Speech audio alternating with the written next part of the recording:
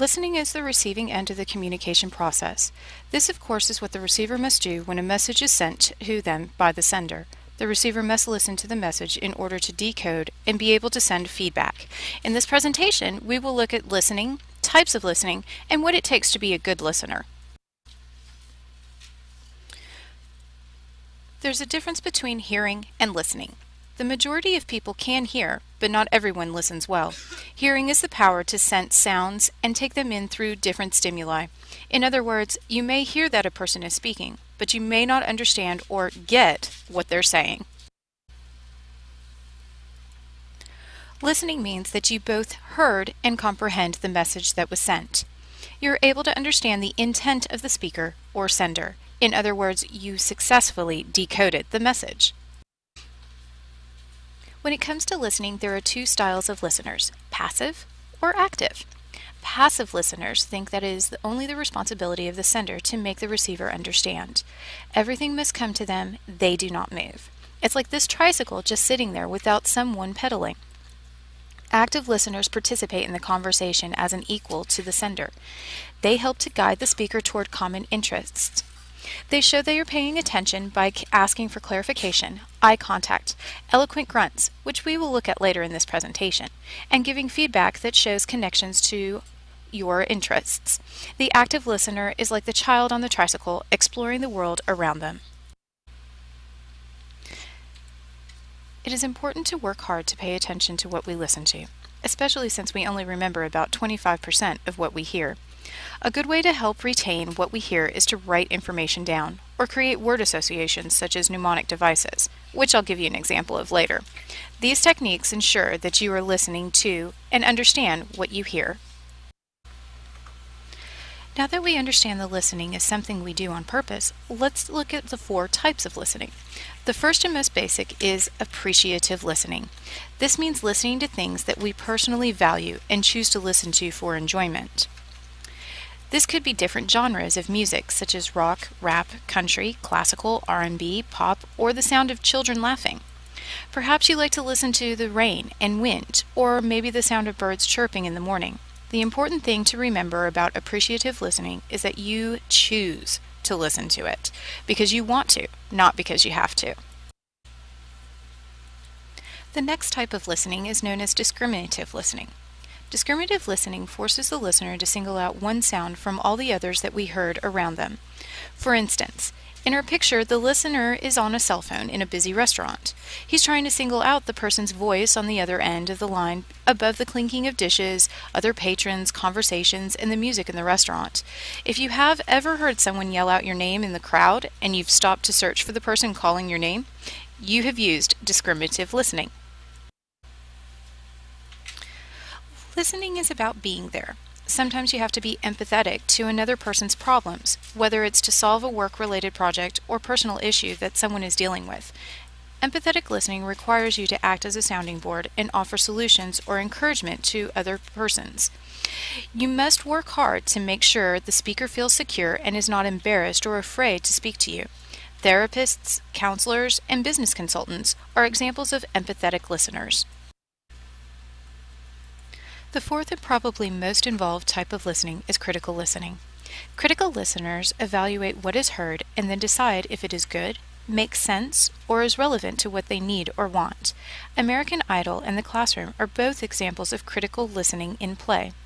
Judges, audience members, and home viewers alike are using critical listening on the hit TV show American Idol. The audience and judges listen to the contestants' performances and vote for the person whom they feel best fits the American Idol title. The judges give the contestants both positive and negative feedback. After each performance, while the audience and viewers give feedback in the end of the show through voting, in class you must evaluate the information being presented. Is this new information? Do you need to know it for a test? Does it somehow relate to something you've learned or heard about before? These types of questions are all examples of critical listening. Taking notes over the most important information will help you remember what you heard, and then you'll have notes from which to study. As I stated before, listening is a hard task, so why do it? What do you get out of effective listening far outweighs what you put in. Think of what you get out of listening as services rendered. You bought a nice meal, or you were able to spend more time doing something you enjoyed because your house, lawn, or cars were taken care of for you because someone completed a service for you. In listening, we get information or education, entertainment, and comfort, or the feeling of being appreciated. This is the service listening gives you. All you had to do was pay someone, or in this case, put in time, interest in the subject, and effort. So, what makes listening so difficult? Communication barriers make listening hard. There are things out there that distract us from what we need to do. For example, we tune out dull topics. If we personally find the subject or topic boring, it's hard to concentrate. We jump to conclusions. We think we know what the person is thinking or saying, and then we react without listening entirely to what the sender has to say. We overreact to situations, and it becomes hard to calm down or regroup. We let our emotions get the better of us. We stop listening. We criticize the delivery or physical appearance of the speaker. We may be completely turned off or distracted by the speaker's tone of voice, how they deliver the speech, or how they look. It would be hard to listen to a speech about the economy if the speaker were to dress as a clown. Also, if the speaker continuously uses words incorrectly or poor grammar while presenting a speech, it may be hard to find the important information due to the continuous bad oration. Interrupting. Sometimes we are so interested in what we have to say that we don't wait and let the other person finish. If we're speaking, then we're not listening.